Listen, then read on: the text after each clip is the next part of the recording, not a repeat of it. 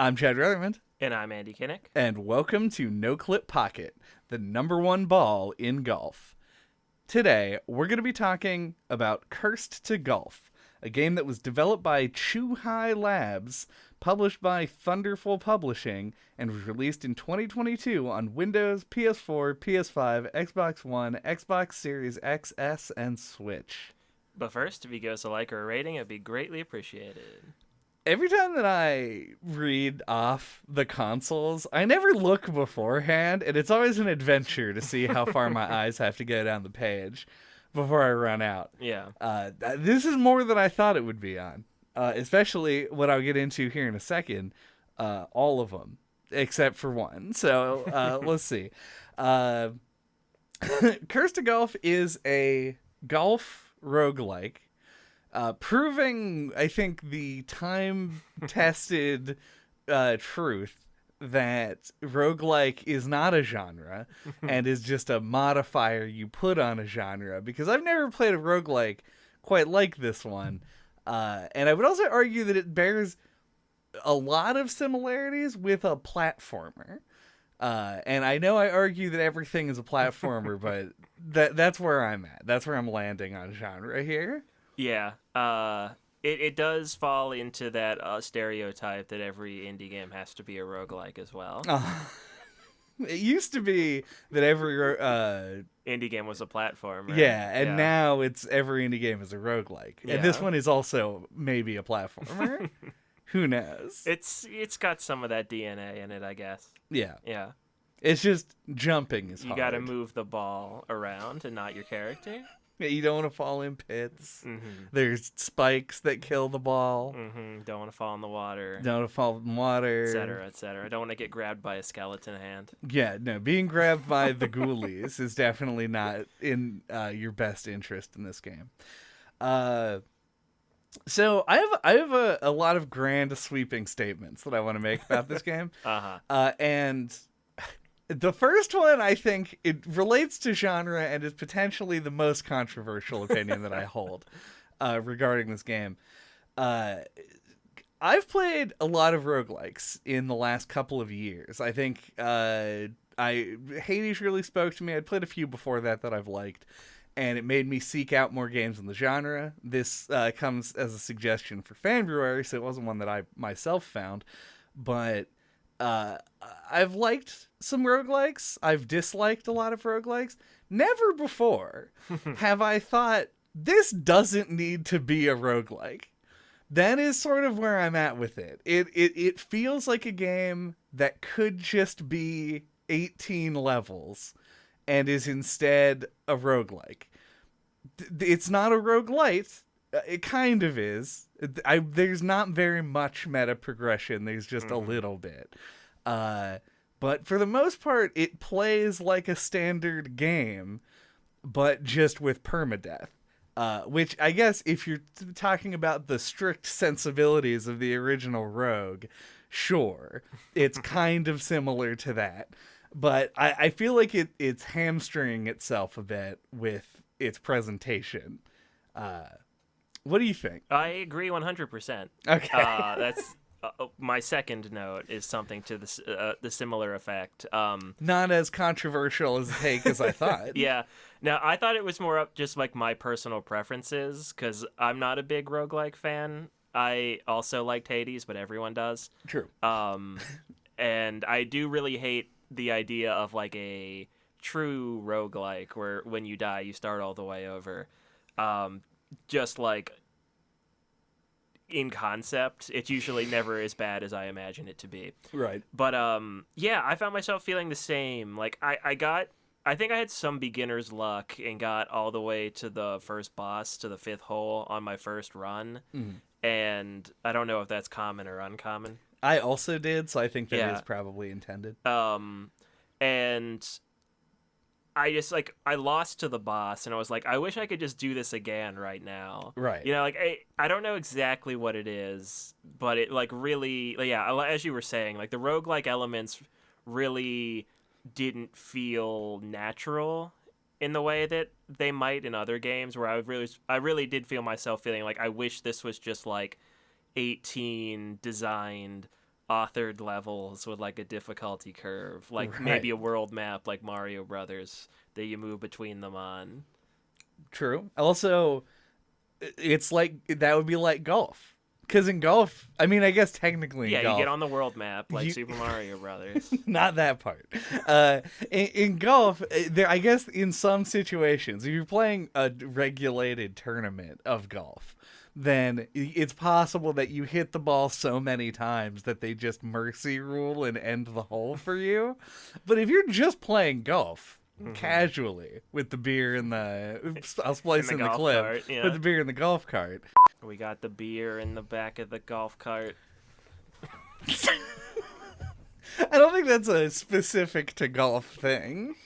Every time I golf. Hey. Hey. All right, let's not waste this good material. Then you can just keep going. Like golf doesn't have permadeath. Yeah. In as we would know it if normal people use the term permadeath. Like it does feel it's not necessarily at odds with the game. Like the narrative obviously sets it up for the roguelike experience, but then it feels so bad because it takes way longer than any other roguelike, and we literally 1 year ago today, probably not, we talked about Everspace. And we were like, man, these runs are really long. Those runs were like 45 minutes to an hour and a half, maybe. Yeah. A complete run of this game takes like, what, 6 hours to get through? I don't know. Could be Yeah. shorter, could be a little bit longer.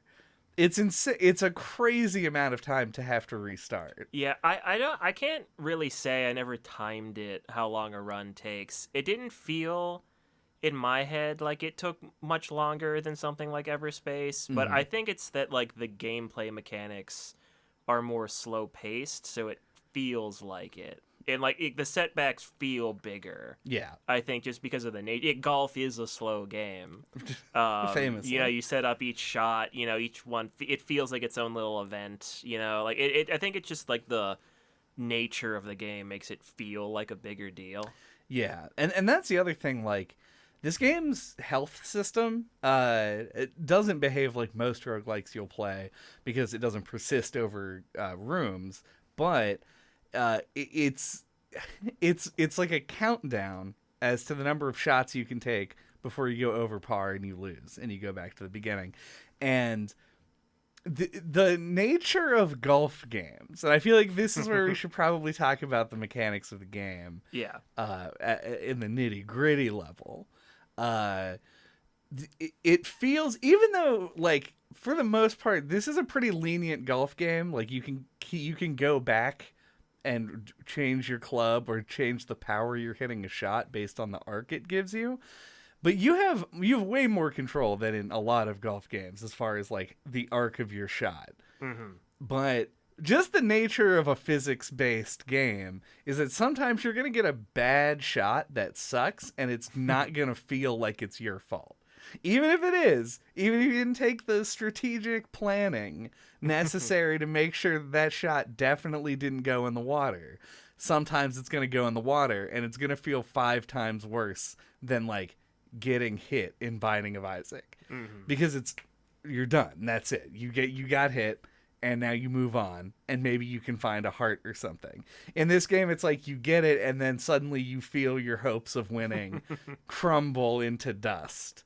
And I'll get more specific into that later on, because I didn't feel that way necessarily during the normal levels. The bosses is where it really drove it home, pun sort of intended. So, I don't know. It's just, the game felt bad to be bad at, which works badly with the roguelike genre, where you want to be having fun all the time in order to make the setbacks feel less bad. Like, even, I don't know if that makes sense. I think it does. Yeah, I feel like one of the things that contributed to that feeling for me was the camera. I generally, I don't know if this is true at all, but I feel like I like a close-up camera in a game more than the average person does. All right. For like the immersion. Sure, yeah. Yeah, I feel like with like especially like 3D games are a different beast altogether, but people are always like, I wish they would move the camera back by like 20% and I'm like I was thinking I'd like it closer actually. Yeah, move it closer. I want to check for lice. Yeah. But anyway, yeah, I feel like it's just too zoomed in by default, and like you can like nudge it in different directions, which is nice. And then they give you like a separate camera mode that you can like zoom out and you can like pan around the whole level. But like I wish there was like an in between where you could just get like a nice wide view of like just like the section you're on, so that like when you hit the ball, you don't like or be like, oh, I forgot about that one patch where the headstone is, and like fucking hit it. Yeah, you know. So like when you're hitting the shot, you can actually see where it's gonna land. Right. There is a zoom out button for the shot. There? It's F on a keyboard. I don't know what it is on a controller. And it zooms it out I would say a good bit. Okay. And I played with it on 100% of the time, which when I was zoomed in, I felt like I was moments from death, from my own heart exploding. Trying to aim a shot. And I played several shots before I even noticed the button because they don't tutorialize it. And once I did find the button, it never came off. So my question is, why is the fucking camera zoom so close? By default, it makes no sense. Like at first I was like, man, this is like... It's like this game was feeding into a specific thing that I don't do. And it was like my... I mean, the game takes place in Gulf Purgatory. So my... individual sins are going to come back to haunt me.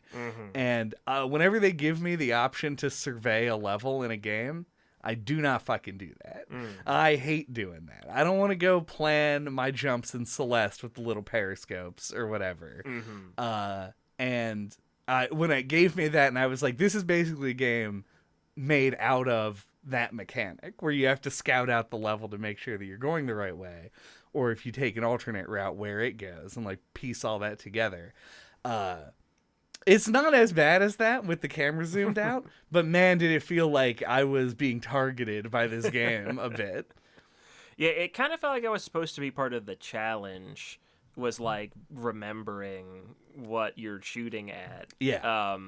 But like, it's not so bad, I think, in the first section of the game. But like once you add in like more hazards, like the spike pits and God knows what else is in the later levels, because I never beat the second boss. Yeah, I feel like it's just too. Yeah, like by default, I think it should be zoomed out more. I agree. I could not agree with anything that you've ever said more than that statement.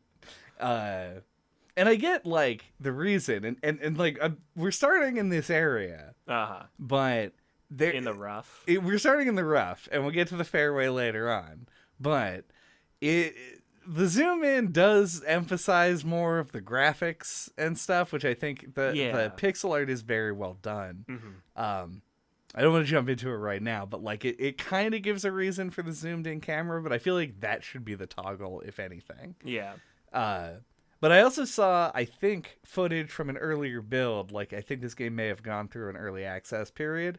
It seems like that kind of game. Yeah, and it may not have had the zoom-out camera for a while, and that may have been added in an update. But I can't confirm that.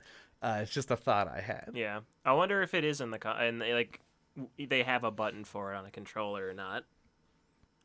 Because I played with a controller. Oh, yeah. That seems... And did not know. Yeah. That's actually what I was going to say. So, so earlier I said a lot of these consoles don't make a lot of sense to me. And it's because the idea of playing this on a controller seemed like playing Peggle on a controller, which is also something I don't recommend. Because it seems like it makes the shots way harder to line up. Is that not your experience? I mean, you mentioned something about recommending playing with a mouse, and I tried it and it didn't seem any different to me, so then I just went back to the controller. Fair enough. I mean, to each their own, obviously, on controller preferences. Yeah, it's just like it's that the last or rather the first thing you do where you have to like choose like what direction you go, where the shit is, and then Yeah. it does the thing over and up and down. To me, it was just like being able having a little bit more precision on that, especially like when you're launching the shot. It was like I have like a fraction of a split hair of a second to hit it in the spot that I want it to go. Otherwise, I lose. Yeah. Yeah, I didn't notice a difference in like latency or precision between a controller and a mouse personally. All right, fair. I mean, fair enough. Absolutely not a hard rule. Yeah. But yeah, the game itself though controls like a golf game, which is a genre as old as time itself at this point, where you have basically three things. You pick an angle, you do a power meter, and then it goes wild, and you have to figure out where it's going, and you click an like the actual arc, the shot arc. Yeah. So shot angle, power meter, shot arc. Those are the three things that you do in order to launch a ball in this game. You ever play a golf game before? Yeah, I've played a couple. Like I think as a kid, like I had like an NES golf game, probably, and obviously there's Wii Golf. But the one that I played the most was Hot Shots Golf. Oh yeah, I like for some reason really liked that game. I think it's just because it had goofy characters. yeah. That's kind of the selling point. Yeah. That was on the PlayStation 2. So yeah. I mean I've played some golf games. Yeah, and it is like the similar thing. Like you line up the shot, you hit the ball with the power meter, etc. I liked this version of it though. Like I felt like the more like simple 2D side scrolly thing angle of it like made it pretty intuitive, and I like you just had three clubs. You don't have to pick between like a fucking 9 iron and a 4 iron or anything like that. Yeah. It's not like anywhere close to verging on as complicated as golf can get. But yeah, I thought the basic concept I think is actually really good. Yeah. I think I love a genre fusion. I'm big on it as a thing. Anytime that we just talked about Realms of the Haunting, which was pitched to me as being an FPS mixed with a point and click, and I was like, I'm fucking in. Yeah, with FMV thrown in there for good measure. So like golf game mixed with a roguelike platformer, I was like, hell yeah, that sounds like it'll be interesting at the very least. And I fucking wasn't wrong at all. This game's really creative, and like you brought up, I think the simplicity of the actual mechanics of it are what make it work. The complexity comes in the form of the ace cards and the actual power-ups. Yeah, that's all you have to really process, and then it's just the ability to hit the shot. So I think all in all, like from a design perspective, I think this game is exquisitely designed. I think it's very focused. It knows what it wants to be, what it wants to do, and it executes on it in a way that I really can't complain about in terms of the overall like design. It's good shit. Yeah. For me, like we've already kind of covered like where like the tension points were, but like one of the other things for me was the idols that give you more shots. That they felt like they were like inconsistently placed to me. Where I kind of wanted them to be a little bit more evenly put throughout the level, because like sometimes you would like see some TNT and like go for like the shortcut shot, and you would do it, and then you would like you get your ball to wherever it is, and then you'd look and you'd be like, oh, okay, I've got like 2 shots left, there's no idols around. And then you like look over and it's like, oh, if you went the long way around, there's like a gold idol over there. So it felt like you were like punished for taking the shortcut, or maybe like they wanted it to be more challenging if you took the shortcut.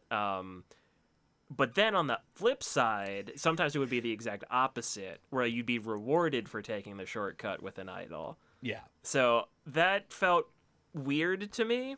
Like I know I don't think I don't know how much like procedural generation was used to make levels, because I know I played several of them multiple times. Yeah. Um, I think all the boss stages are the same every time Yeah. as well. That's true, for sure. But like, I don't know if that factors into it. Like, they aren't designed as like tightly as they could have been, because like maybe they like had a algorithm that generated them and then they tweaked them or something. Would be my guess. But yeah, like that was something that I felt like would be an easy thing to improve to make the game like smoother. Yeah, I think it's interesting because I don't know how much randomization actually went into this game. Like, I don't know if the levels had any procedural generation.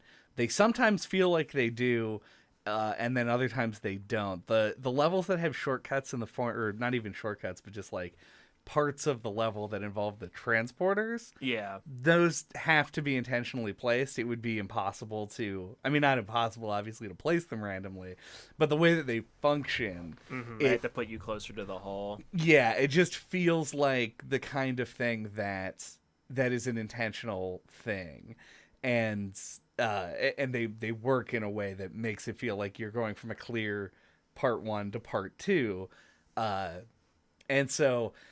Yeah, I'm not sure. I'm leaning toward what I think your assumption is that it's probably several levels that were all either designed or generated and then fine-tuned and made playable by humans, and then those get put in the game. Yeah, and they're then shuffled and you play them in a random order. right, like a deck building game or something. You like flip a card. Oh, you're on hole 7B now. Yeah. So what it feels like. That's the impression that I get, but as well. So, if it is weird. I don't think I ever really necessarily had a problem with the idol placement. Yeah, it's not like a problem. It's just something that kind of annoyed me. Because, like you said, I also don't like to like look ahead. Right. Yeah. At the like all the time. You know, like I'll do it like every once in a while.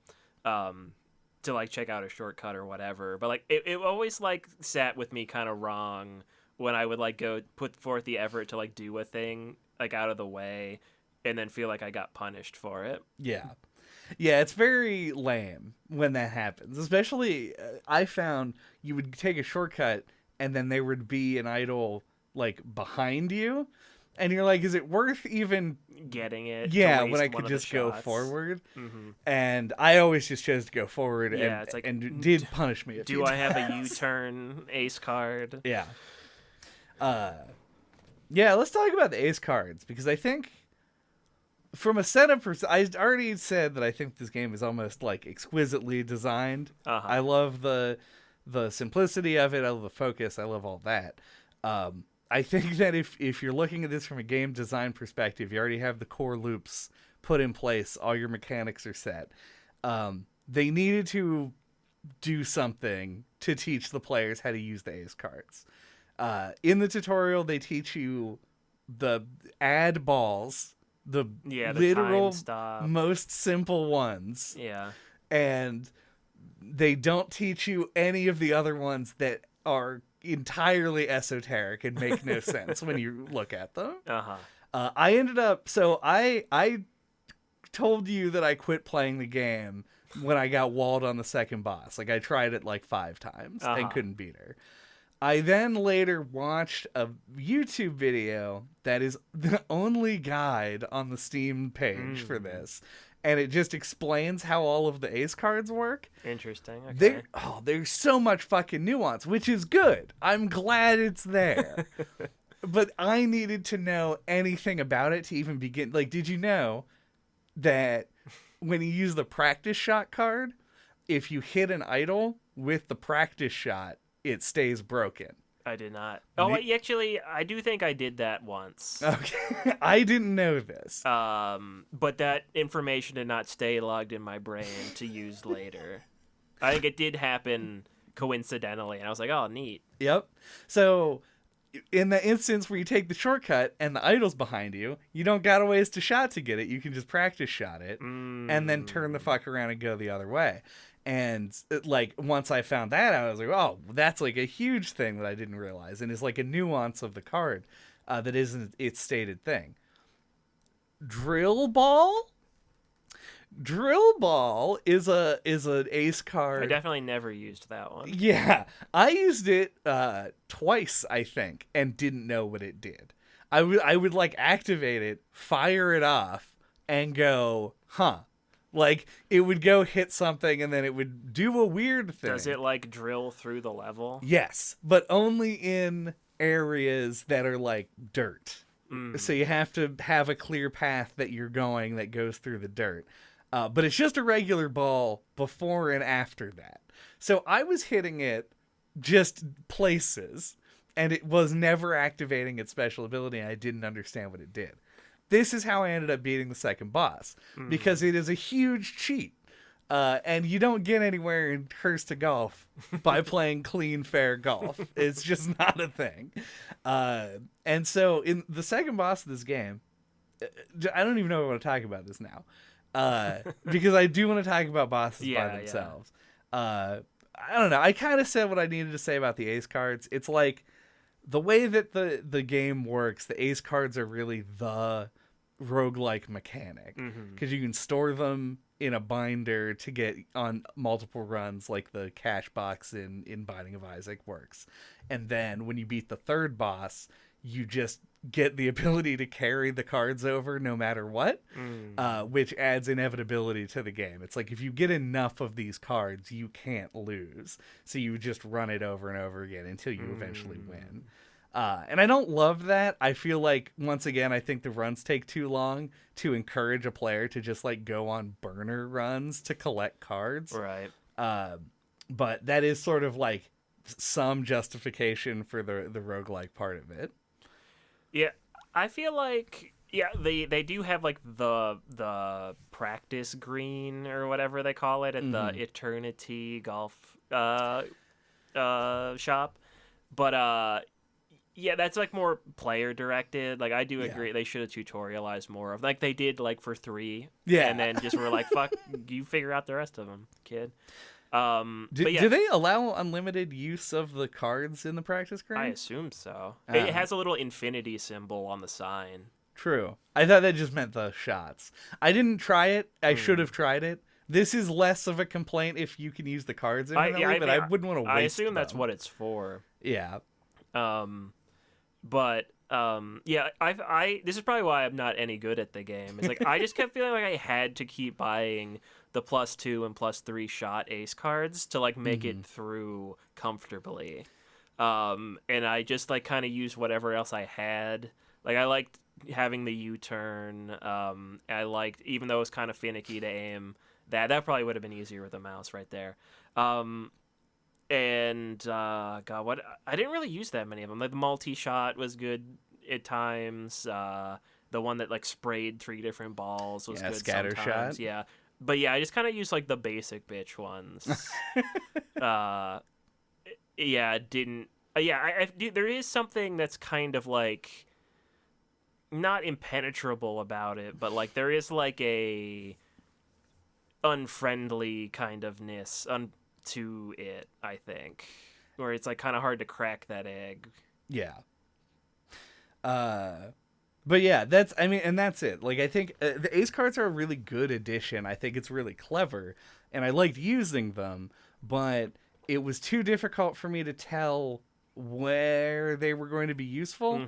And you don't want to feel like you're wasting them. Yeah, the runs didn't feel very disposable because they were such a time commitment. Yeah, it's like you don't want to use a bunch of good cards before you got into the 5th hole. Exactly, yeah. Because you're just saying at that point, like, I'm going to start over now. So it feels weird to do. I think, I don't know. There's a lot of things I think this game would benefit from being just a little bit shorter in terms of like its run times. Yeah. Or, not being a roguelike, but I'm not going to harp on about that. I'm going to talk about bosses, and I'm going to talk about presentation. These are the 2 remaining topics. Yeah, we're on the same wavelength with this game. We're on top of it. Yeah. I hate the bosses. I think it's a bad mechanic. I feel less negative, but I also don't really like them that much. One thing that annoyed me is that you have to watch the other character shoot their shot, which is I feel like a very you thing to be annoyed by. I have a note on the idea that I hate that when you hold the space bar, I don't know what it would be, right trigger, yeah. to fast forward. If you're holding it before you have to it wait goes till in, they shoot. Yeah. Yeah. Like, why not do that part faster? It should just let you skip it. Yeah. Skip to the shot of where their ball landed and then get back to me. Get back to me. I'll be in my office. Yeah. Yeah. There's something about that just really feels wrong. Yeah. I mean, I get why they want to show you the information, but like the courses are really long, and like especially with like the first boss, the Scotsman or whatever. Yeah. Like towards the end, there's like some trickier stuff, so like you can get pretty far into it and then fuck up, and like it feels bad to tank your run on one of the bosses. Yeah. And in a different game, I would have just reset the run if I felt like there was no coming back. In this game, I felt like I had to like try and hit some miracle shot because like I've been playing this run for an hour. Like I gotta at least try. It would be unsportsmanlike for me to concede here. And so I would try Go and for do that it. Hail Mary. Yeah. Meanwhile, I have no idea how much, like, they'll miss a shot on occasion. Like, it's all scripted, obviously. They have a number of shots that they take before they finish. Yeah, I think it has, like, a random chance at certain points for them to, like, whiff a shot. If my experience with the second boss is correct, and I'll explain in a moment why it might not be, it isn't.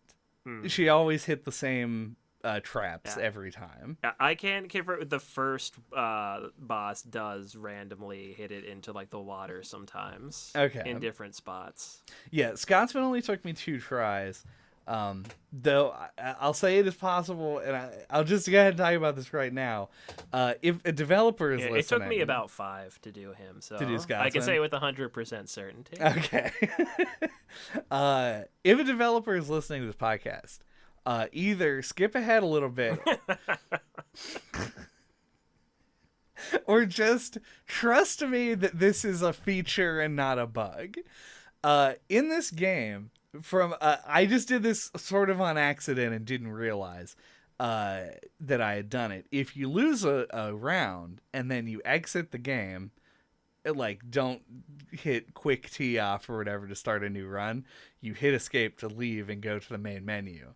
And then you close the game, and then you open the game back up. You just continue from where you were at the beginning of that level. And I abused this miserably to try and beat the second boss. It's the only stage that I ended up using it on. And I used it on her about 7 times until I quit, said, I'm done with the game, watched that YouTube video, and then said, well... maybe I can come back. The gimmick on the second boss is that... So the Scotsman gimmick is not really a gimmick. It's just the intro to the bosses. You're in a golf race trying to get the hole first. Yeah. And you can stun him with a new kind of idol that's on the field. The second boss's gimmick is that she changes the layout of the course. It's only in specific places. But what happens is when she golfs over it, it's like easy. And then she changes it to make it harder for you. I get it. I've played a boss battle before. I understand this is how it was going to work from the very beginning. What I didn't know is that if you get ahead of her and get to one of those sections, she'll just wait for you. So she changes the course, and then you get all the way through it, and then she changes it back and golfs through. Oh. I never knew this because I was always behind her. And was never able to trigger this to happen. Interesting. And I took every shortcut that I could possibly find and did it as efficiently as possible, and was never able to get ahead of her for any significant amount of time up until one of those things to find out about this mechanic. And this is where Drill Ball comes in. Because Drill Ball, you just skip half the fucking stage. You go, I don't need to do this entire part. I can go straight to the second half, and then you do like 3 shots and you're there. So it ends up being, like, I think I finished it in like 15-ish shots with a bunch early on, and then I drill balled to near the end. And it seems it's insane because when you get to one of the harder parts, it now is going to take you minimum 3 or 4 shots to get through it. On like one of them, I really pissed me off a whole lot of times because it was like became this area where it was like rough green going up like a little ladder.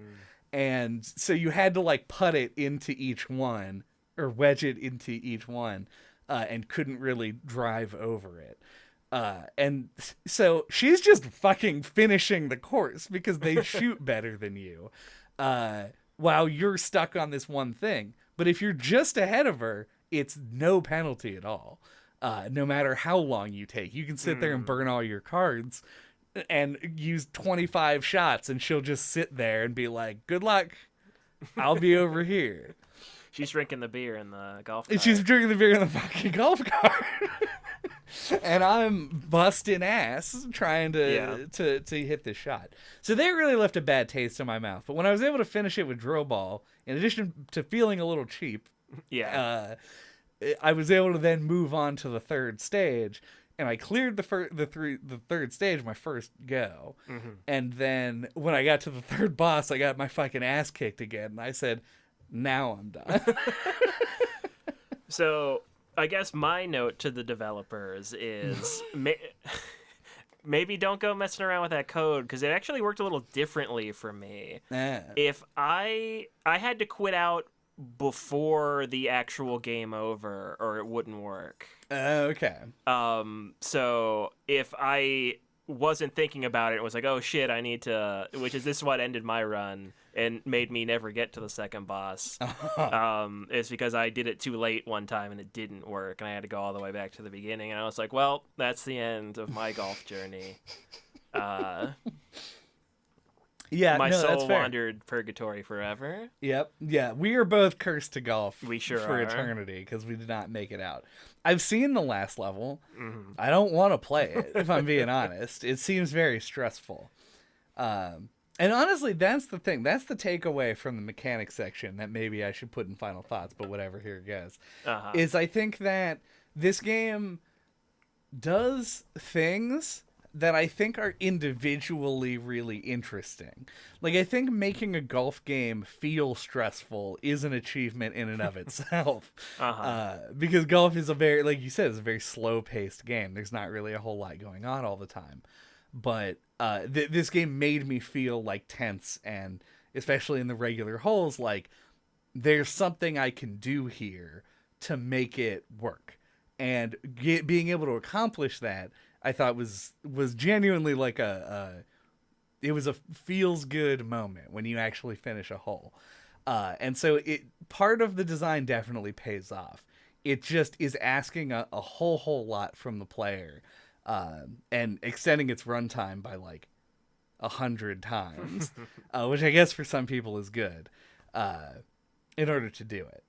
Let's talk about presentation because it's incredible, and I don't want to leave it off, and we're running long. So.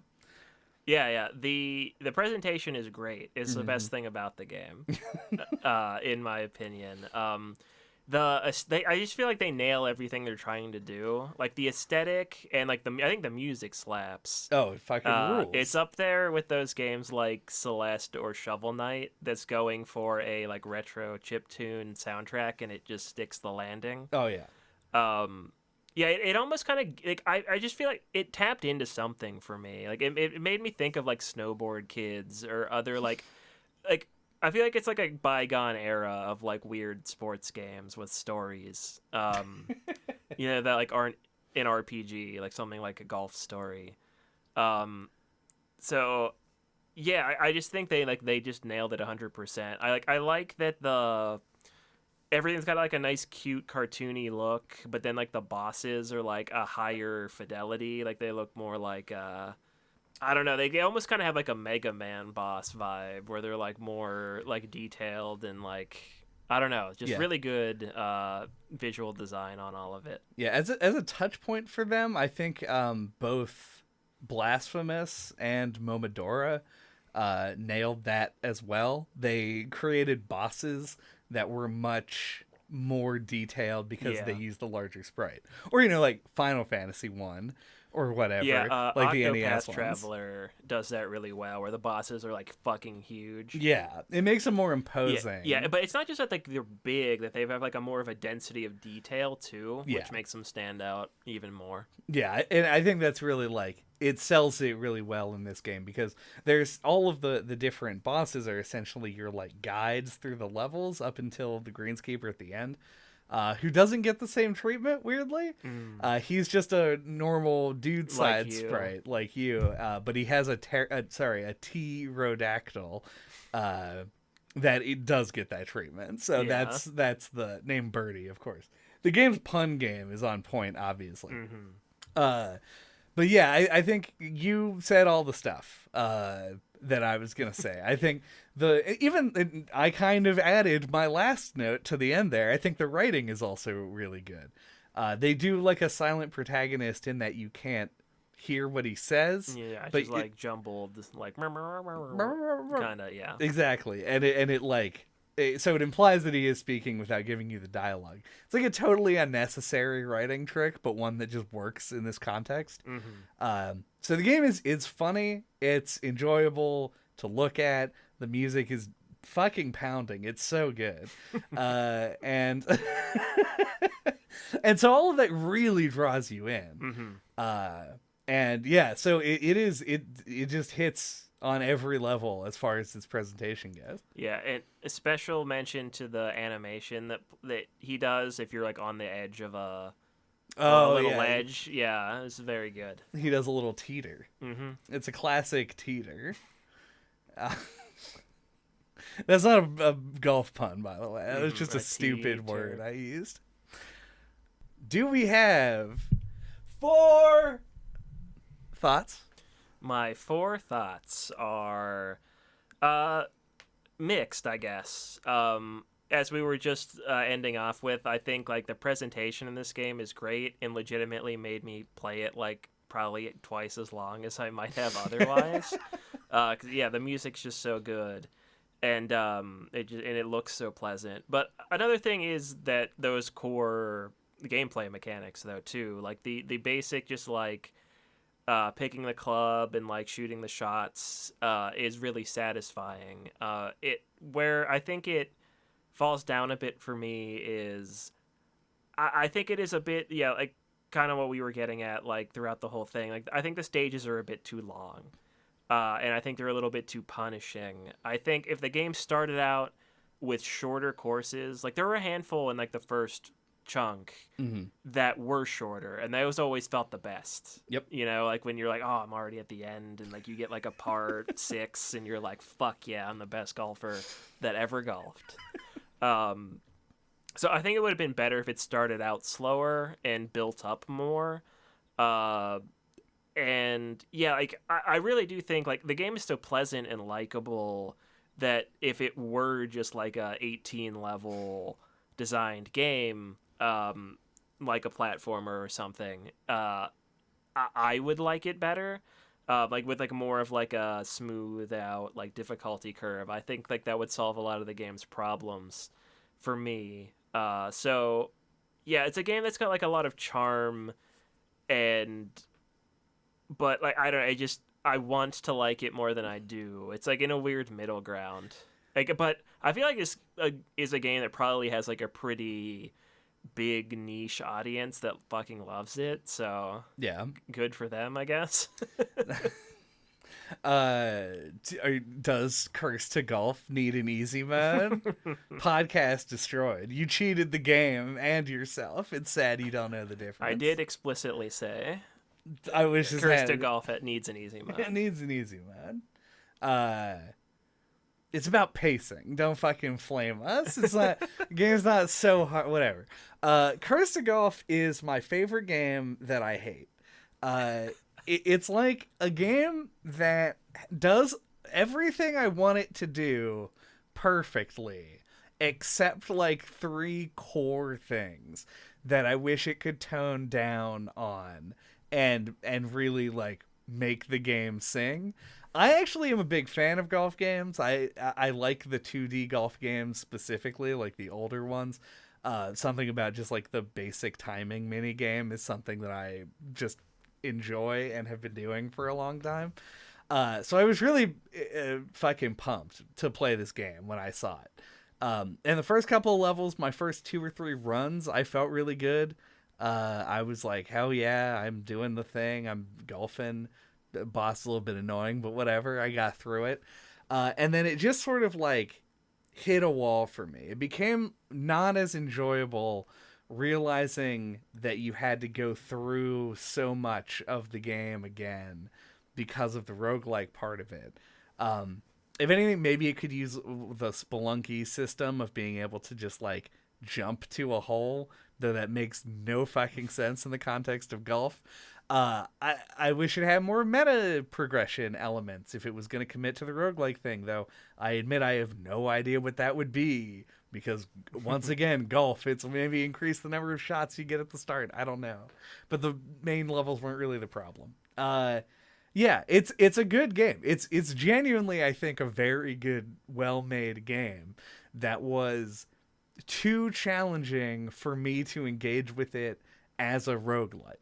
If this was an 18-level adventure game, golf game, I would have beaten it. I guarantee it. Like, I think I enjoyed it enough that being able to push through the second boss, knowing that if I died later, I wouldn't have to come back and do it again, even with the boon that she gives you. I still would have been like, I would have been so much more enticed by it. I think that I read in a review that you don't have to redo the bosses after you've beaten them. I guess that's the downside of abusing the start over. But you still have to level get thing. all the way back. You have to play all the holes up to where you were. That makes sense, yeah. Well, knowing that I would have to go do all of the holes again, that's really whatever. I don't like the bosses. Anyway, thank you for listening to NOCLIP Pocket this week. What are we talking about next time? Next time, we will be exiting Farch. This is a joke that must stop. And our first curated, like a fine wine, choice for the year is Vampire Survivors. You might have heard about Vampire Survivors. It's a little known indie gem that's just been really popular recently. And it is I don't know, it bills itself as an action roguelike, which is such a lie. It's kind of technically that. But we'll get more into it then. Until that time, you can get a hold of us. All of our contact information is on our website at noclippodcast.com. There you can find all of our contact information, including our Twitter account, our email address. You can find a link to our YouTube page, and you can listen to all of our old episodes, including episodes that we did on Everspace, which we mentioned was a Fanbruary game from last year. Downwell, Hades, yeah. But we still have not done many sports games. Pyre, Ring Fit Adventure, the sport of exercising, just generally without rules. Smash that like button with a 9-iron. Then use your U-turn ace card to shoot the ball down into the comment section. And that's all, folks.